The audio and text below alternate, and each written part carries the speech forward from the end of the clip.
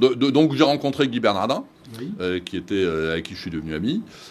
Et puis un beau jour, il y a Guy qui me dit au fait, qu'est-ce qui se passe en 2018 ? Je lui dis, j'en sais rien.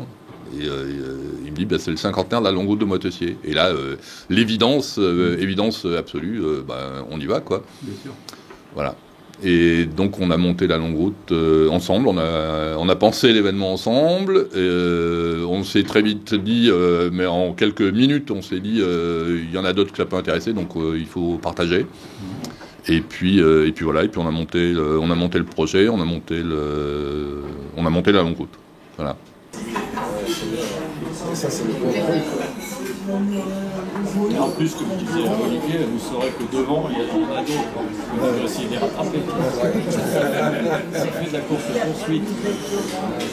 Les autres, les Anglais, ils partent tout à fait. Si on veut faire un tour du monde, c'est pour prendre du plaisir, d'abord. Et de réaliser soi-même quelque chose, de ne pas dépendre de quelqu'un, et puis de trouver un certain bonheur en mer. Sinon, c'est pas la peine. Si c'est pour faire une course et puis d'être une machine sur une machine, moi, je trouve plus d'intérêt. Je l'ai fait pendant quelques années, mais je trouve pas d'intérêt à cela.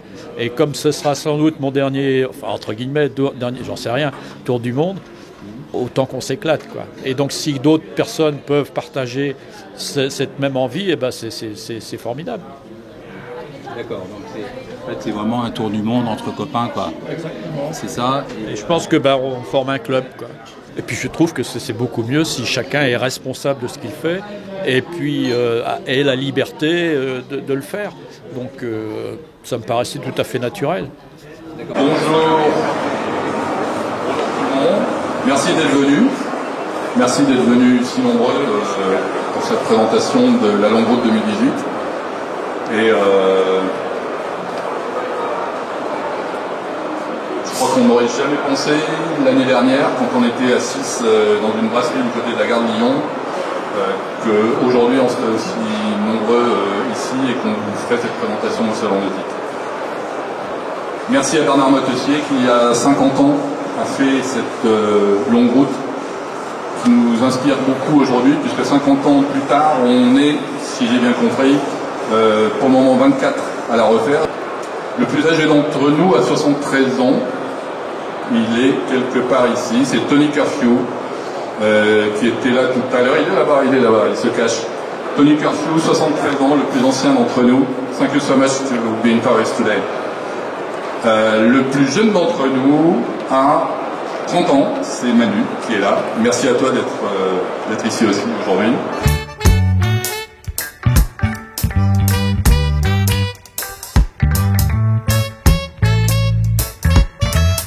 Dès le moment où j'étais au lycée, je saoulais mes petits camarades avec Bernard Moitessier. Déjà, j'étais très très fasciné par ce marin et ce personnage aussi, parce que c'était pas juste un marin. Et bon, mon goût pour la navigation solitaire, il a été certainement pas causé, mais renforcé par ce que j'ai pu lire de Moitessier. Et ça m'a donné envie d'aller plus loin, etc.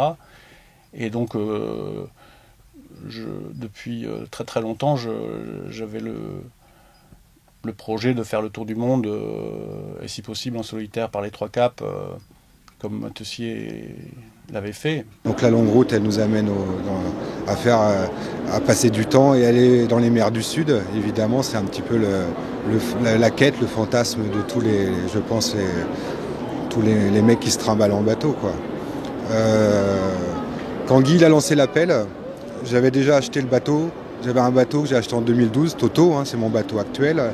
C'est un bateau qui est taillé pour les mers du Sud. Donc j'ai trouvé ce bateau avec quand même, en me disant, bon, j'ai 40 balais, c'est encore jouable. À un moment donné, je vais aller traîner dans les mers du Sud. Guy, il a lancé son projet. Ça a tout bousculé, ça a été immédiat, c'est l'occasion ou jamais. Ça collait en plus, ça commémorait Moitessier. Enfin, c'était vraiment une logique dans ce que je fais.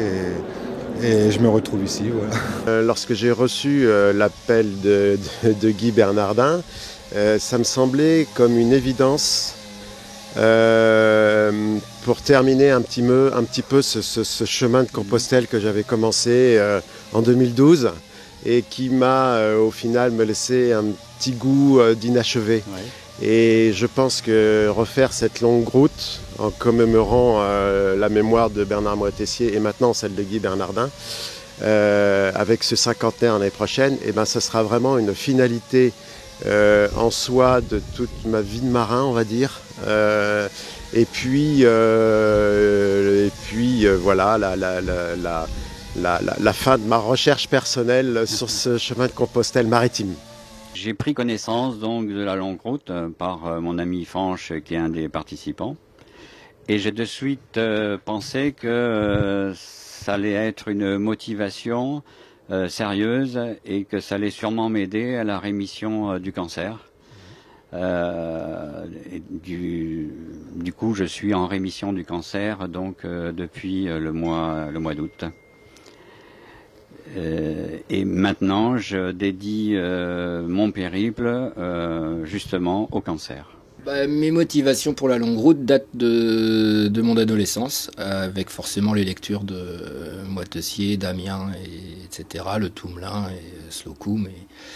Et tout ça en vivant sur mon petit bateau de 5,50 m. Quand je partais j'étais basé en Normandie, à Ouistreham, je partais vers l'Espagne ou vers l'Angleterre, je mettais 4-5 jours, parce que le bateau avait des performances extrêmement limitées, évidemment. Donc je vivais 4-5 jours de haute mer pour moi, même si c'était que traverser la Manche. Donc je vivais avec la longue route en tête, avec toutes ces choses-là. Et donc pour moi, c'est une évidence. Les motivations, c'est... j'allais dire c'est simple à expliquer, mais c'est pas simple pour quelqu'un qui ne vit pas ça, mais déjà... tout marin, je pense, à un moment, cherche à se lancer des défis, à essayer d'aller un petit peu plus loin dans ses limites et dans celles qui s'est fixées. Et je pense que c'est un petit peu comme un Everest maritime, qu'un tour du monde sans escale. C'est aussi une expérience spirituelle unique. Je pense que j'irai pas renouveler ça l'année suivante, parce que passer autant de temps en mer seul, ça doit être quand même quelque chose de très fort. Mais voilà, je pense que on a besoin de vivre ça dans une vie, on a besoin de se mesurer à des choses qu'on ne maîtrise pas et essayer de faire au mieux en fait pour avancer et réussir dans un tel défi. Donc voilà, c'est pour le côté spirituel, le côté aventureux et puis le dépassement de ses limites. Quand j'ai été rendu à la vie civile, je suis parti pour un tour du monde pendant 10 ans. Oui. Qui m'a emmené des Lofoten au Cap Horn, enfin à la Patagonie, et en Polynésie, avec une longue escale de 4 ans en Polynésie. Oui. Et puis je faisais, j'allais dire, depuis 4-5 ans que des navigations plus côtières, Bretagne Sud, Côte d'Angleterre Sud, Irlande, etc. En ayant toujours en arrière-pensée le vieux rêve de faire un tour du monde en solitaire et sans escale, mais ça serait probablement resté au stade du vieux rêve s'il n'y avait pas eu la longue route. D'accord. 2018. Et là, je me suis dit, là c'est l'occasion, il faut absolument que je m'y inscrive. Et donc c'est venu comme ça. Quand j'étais très, très jeune, environ 20 ans, je commençais à lire des livres et je trouvais un livre en Angleterre de Bernard Moitessier, Cape Horn, The Logical Route, it was named. Le nom du livre, et je l'ai acheté. Et après ça, j'étais très inspiré par Bernard Moitessier. Et après, j'ai lu tous ces livres. D'accord. Oui.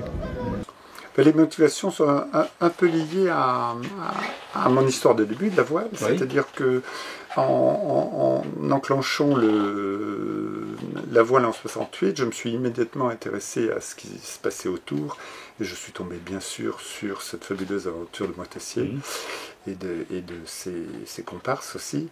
Et donc j'ai toujours ça en tête, et j'ai toujours rêvé devant les coques de bateaux qui se construisaient quand j'allais à la fac, là, et mon choix était de continuer mes études devant un bateau plus tard, plutôt que de...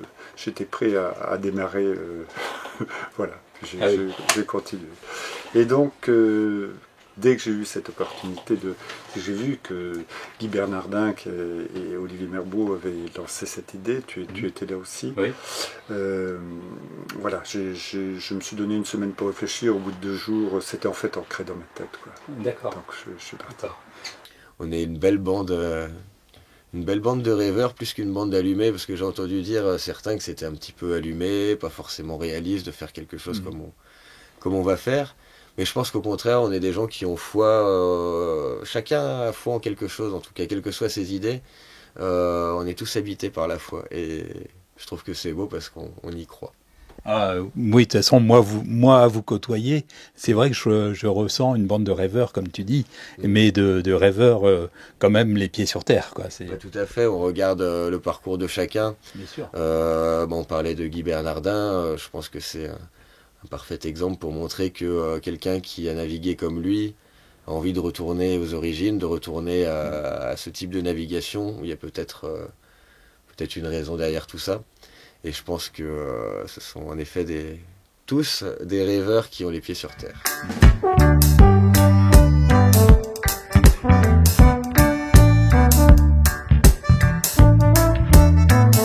C'est vraiment la dimension de première de ce voyage, parce que je néglige pas du tout les hautes latitudes, mais on lit dessus, on a des informations qui sont un peu générales, et ça peut toujours être différent, on peut les appréhender de façon différente. Mais pour ce qui est du temps, personnellement, chacun dans sa tête, comment on va le subir le 2e mois, le 3e mois, le 4e mois, ça pour le coup c'est une véritable inconnue, parce que même si tu lis quelque chose tu lis de Moitessier, tu lis de l'autre, et tu te rends compte que chacun l'apprécie de façon différente, et donc comment je serai au 3e mois, au 4e mois, au 5e mois, ça c'est la véritable inconnue du voyage. Ça c'est j'ai à la fois je l'appréhende, mais en même temps je suis vraiment curieux de voir de voir comment c'est, quoi. Comment je l'appréhenderai, quoi. Voilà. Je pars en solitaire, mais je pars pas en solitude. Je vais pas m'isoler. J'ai vraiment envie d'échanger, de partager mon projet avec les gens qui m'entourent. Et ça sera tout le principe de la communication que j'ai envie de développer autour de ce projet. Il y a beaucoup d'inconnus, quoi. Bon, moi j'ai la chance finalement de pas être tout à fait tout seul, parce que j'ai Nevi, le chat, qui est avec moi. Mais quand même, il y a une solitude qu'il va falloir gérer. Et ça, c'est 8 à 10 mois de solitude, même si tu as un contact radio et électronique en général. Voilà, donc bon. Maintenant, j'ai aussi quand même le cancer qui est ma principale motivation. Donc, c'est clair que ça va m'aider pour me dire, eh ben, de toute façon, il faut que tu y ailles parce que tu le fais pour le cancer aussi. Donc, c'est surtout ça qui va être motivant, je pense, quand il y aura des coups des problèmes de morale, des coups de mou, voilà. La question fait penser à quelque chose que Bernard Moitessier justement a écrit dans La Longue Route, dans son ouvrage La Longue Route, et à un moment il dit personne n'a les moyens de faire ce voyage au départ. Et donc ça veut dire que aucun d'entre nous n'a les moyens de faire ces 8 ou 10 mois de mer au départ. C'est à nous de savoir nous ressourcer et d'avoir la force de le faire jusqu'au bout, au jour le jour. C'est le grand inconnu, 10 mois seul en mer. J'ai jamais fait, il y a peu de monde qui l'a déjà réalisé. Un Vendée Globe, ça dure au maximum 120-125 jours. Donc, nous, on est un peu dans l'inconnu. Donc, c'est une préparation mentale évidente. Ça fait un peu peur quand même, bien sûr, parce que c'est quand même une grande aventure. Le temps le plus long que j'ai navigué, c'est 50 jours en solitaire. Donc là, on va changer de dimension, quoi. On va changer de dimension. Mais évidemment, je ne connais pas par expérience directe l'océan austral, et bien sûr, je pense qu'il y aura des moments où je vais avoir peur, parce que, je pense que certaines vagues vont faire peur. Donc j'y vais avec une certaine appréhension, mais qui n'annule pas du tout le désir profond d'y aller. Bien sûr. Et même, je dirais, la satisfaction, la joie profonde de partir. De partir faire ce voyage qui m'a beaucoup fait rêver toute ma vie, et là d'être sur le point de partir. Maintenant, pour moi, partir, même quand je pars pour un mois, ce qui est déjà long, c'est toujours très difficile, le changement d'univers, de l'univers, disons, social, à cet univers marin, et dans l'autre sens aussi d'ailleurs.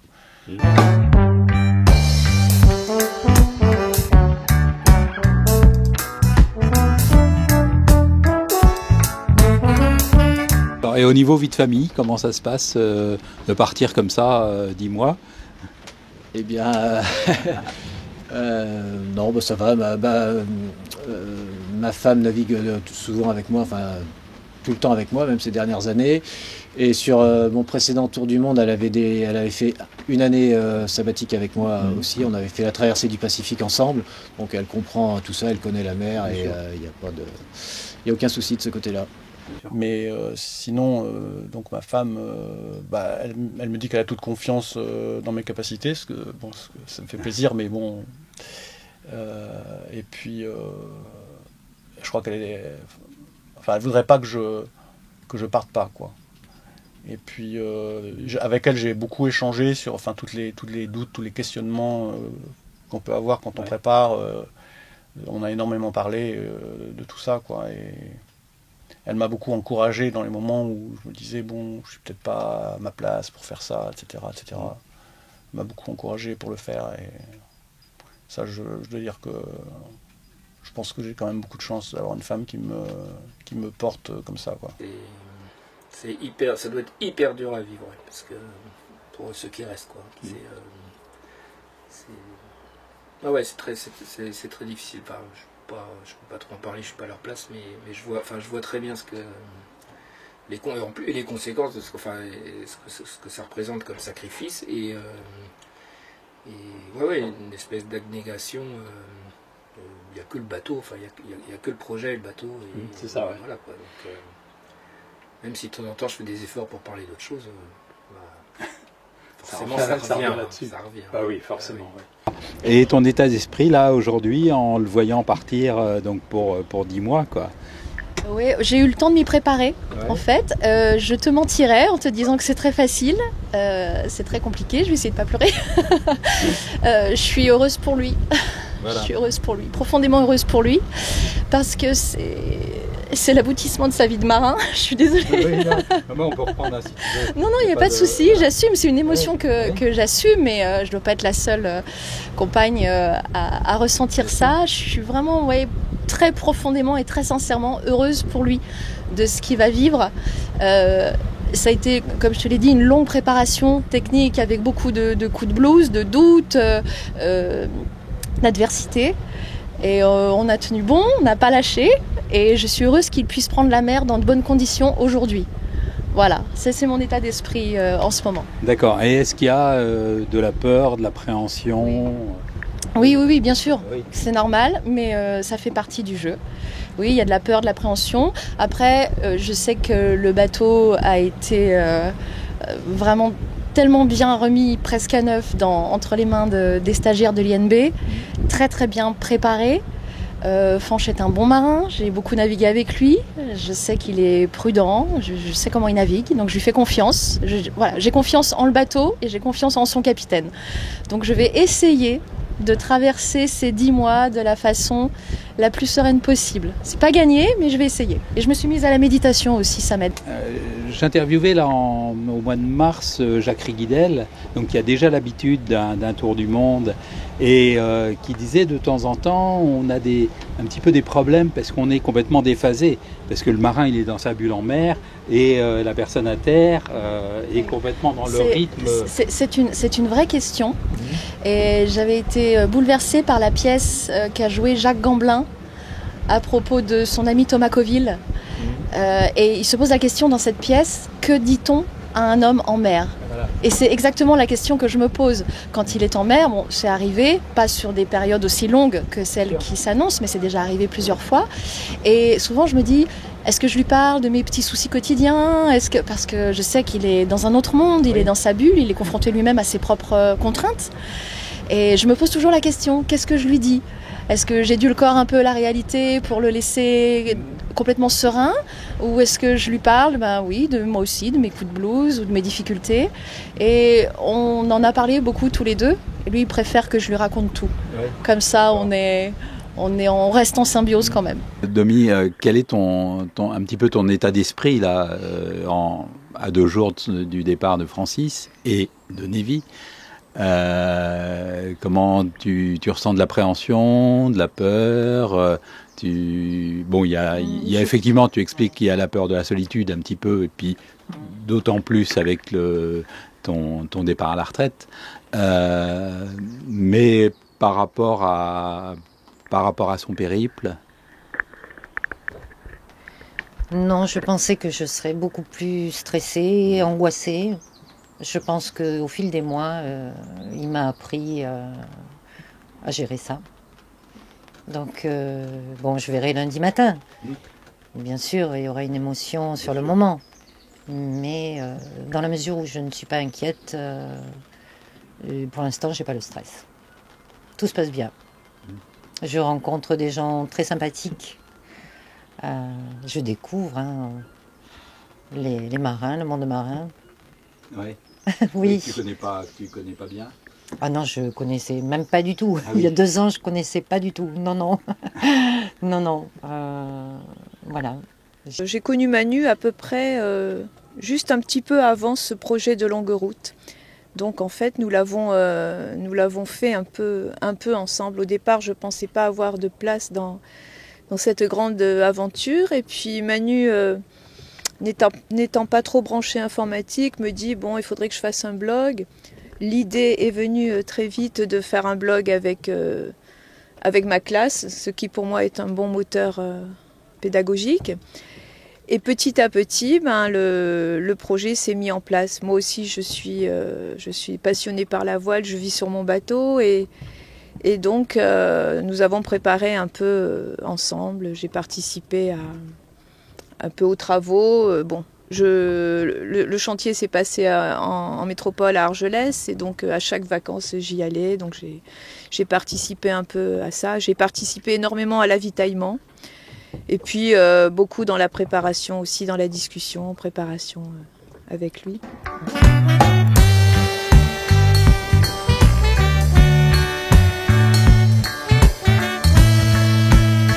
Au niveau de la sécurité. Excellente question. Alors, au niveau sécurité, comme tu as pu voir, ou pas encore, mais tu verras sur le pont quand le pont sera fini d'accastier, j'ai une double main courante, c'est-à-dire j'ai les filières à l'extérieur et j'ai des mains courantes qui font tout le tour du bateau à l'intérieur sur les roufs. Deuxièmement, c'est les lignes de vie sont à l'intérieur du bateau, pas à l'extérieur, et elles sont en hauteur et pas au niveau du pont. Il ne faut pas avoir à le baisser pour les accrocher. La troisième chose auquel les gens pensent pas souvent, les navigateurs pensent pas souvent, c'est que la longe reste fixée sur la ligne de vie. Oui. Et on se prend la longe, on s'accroche soi quand on sort, on fait ce qu'on a à faire, on rentre, on se décroche soi. Déjà la longe c'est emmerdant, c'est toujours dans les pattes sinon, mais la longe elle reste sur la ligne de vie, elle reste pas sur le harnais. Après, une longe tribord, une longe bâbord. Il y a une longe tribord, une longe bâbord. Il peut même éventuellement y avoir 4 longes sur le bateau, 2 à bâbord, 2 à tribord en permanence. Ça c'est pas gênant, plus une dans le cockpit. Oui. Après, alors échelle de remontée à bord des 2 côtés, oui. Lester de manière à bien aller dans l'eau quand on a besoin. Déployer en permanence s'il le faut, c'est pas gênant, c'est pas le peu de traînée que ça va occasionner qui changera quelque chose aux performances du bateau, et au moins elles y sont. Voilà. Faire des mains courantes un peu partout, tu vois, ici, il y a des textiles qui traversent un peu partout le bateau, donc tu peux te cramponner un peu dans toutes les... tu peux te cramponner, il n'y a pas de raison de tomber, là il y a des mains courantes ici. Donc là en fait j'ai le dessal. Oui. qui est ici. J'ai fait un grand coffre. C'est pour pouvoir travailler dessus, intervenir, mais avoir un accès facile. J'aime pas quand les choses sont trop serrées, que tu peux pas bricoler dessus. Là j'ai une penderie, mais c'est une penderie sèche. C'est-à-dire c'est des habits secs qui sont là. Après j'ai deux petits casiers, des petits placards pour mettre mes affaires. Et en fait après dans les roues il n'y a rien. Parce que je voulais essayer toujours d'avoir le bateau, respecter en cas de retournement qui revienne à l'endroit, avoir un bateau raide en fait. Pas de poids dans les roues, j'ai essayé de garder cette discipline. Tu avais déjà construit ton précédent voilier, et qui était un monocoque. Oui, donc le premier bateau que j'avais construit, c'était un plan de Jean-Pierre Bruns, là, j'avais en CP époxy. Donc, et puis c'est comme ça, moi j'avais jamais travaillé le CP époxy avant, donc j'ai appris sur ce monocoque à fabriquer un bateau en CP époxy, et c'est relativement facile. Ça demande aucun outillage particulier, ça se fait très bien, quoi. Et donc avec l'expérience de ce premier bateau, la construction du trimaran a été beaucoup plus rapide, et plus simple. À l'extérieur, beaucoup de choses sont faites autour de l'étanchéité. Donc on a repris déjà pas mal de parties au niveau du cockpit. Une grosse partie qui a été sur tout le liston. On a refait toute l'étanchéité de la liaison pont-coque. Et on termine par le remplacement des différents ou panneaux de pont ou hublots latéraux. Alors, le panneau de pont, on réadapte des modèles un petit peu différents des modèles d'origine. Et ça, c'est un super boulot fait par Anthony à ce sujet-là. Alors voici Céleste. Donc on peut voir la longueur et l'étroitesse de sa coque. Et donc on voit en bas on voit la quille, donc on voit les travaux qui ont été effectués. Alors toute la partie avant de la quille a été complètement modifiée, complètement refaite, avec toute la structure à l'intérieur. Ici on voit l'arrière du bateau avec ici le bustle et l'aileron. Et normalement sur un Contessa 32 standard, ici on a une ouverture comme ça pour laisser passer l'hélice du moteur. Et comme j'ai démonté le moteur, ça faisait un jour inutile et qui représente un frein bien sûr, qui est une catastrophe hydrodynamique. Et donc le chantier m'a fait un super beau carénage, ce qui fait que le bateau, à mon avis, va avoir une bien meilleure stabilité de route et puis va certainement gagner de la vitesse aussi. Donc là voilà, on est dans la timonerie, c'est l'endroit où je passe le plus clair de mon temps. J'ai tous mes instruments devant moi, je l'ai équipé avec une barre hydraulique qui me permet de barrer à l'abri et d'économiser les pilotes. Quand je parle des pilotes, j'ai oublié de préciser que j'avais un régulateur d'allure aussi, donc c'est important aussi pour l'économie que ce soit d'électricité ou de la mécanique des pilotes électriques. Oui, cette timonerie j'y passe le plus clair de mon temps, quoi. Il y a une vision à 360 degrés, je peux voir mes voiles, je suis à l'abri, la porte est étanche.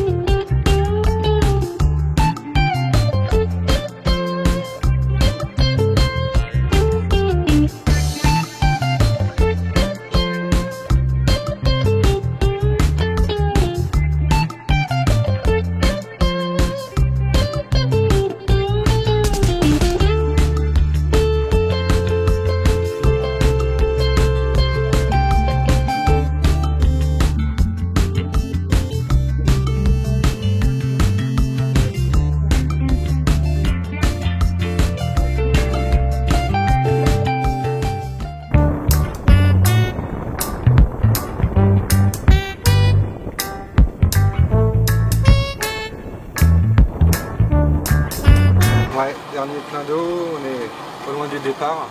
Ouais, on est 1 heure du départ là. Ouais, 1 heure du départ. Et j'arrête de me demander si j'ai oublié quelque chose aussi. Tu vois, j'essaye de cloisonner là. Ouais. Au niveau de la météo pour le départ, la météo, il n'y a pas beaucoup d'air pour sortir du golfe. Enfin, et donc l'objectif en fait c'est d'arriver au Finistère assez rapidement, mais il n'y a pas beaucoup d'air, donc on va voir comment ça se passe parce qu'il y a une dépression qui arrive du Cap Vert et qu'on ne sait pas trop ce que ça va donner et que je pourrais me faire coincer le long du Portugal. Donc c'est un peu ça où je vais surveiller. Ça va pas être, c'est pas une météo super finalement parce que je risque de ne pas avoir l'Alizé portugais pour descendre aux Canaries, mais en même temps attendre. C'est pas mieux la semaine prochaine, donc bon, il faut y aller. Il faut y aller, quoi.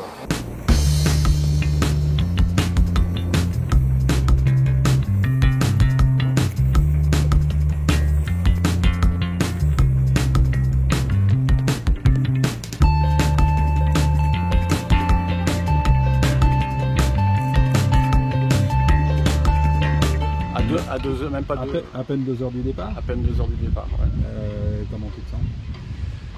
Bah, j'ai une petite appréhension normale pour le passage des écluses et tout ça, parce que c'est toujours un moment où il faut bien faire attention. Voilà, il n'y a pas de danger, mais il faut faire attention, quoi. Je pense que je vais partir sur une voilure assez petite parce que on annonce du vent forcissant et puis je veux commencer tranquille, surtout que le bateau est très très chargé, donc c'est pas la peine de forcer sur tout ça dès le départ. Et après, j'ai un vent assez favorable pour sortir de la Manche, en tout cas pour faire une bonne partie de la sortie de la Manche, vent de travers par vent assez fort, donc ça va bien dégager, donc ça c'est bien. Allez Pierre, à ciao. À ciao. À ciao.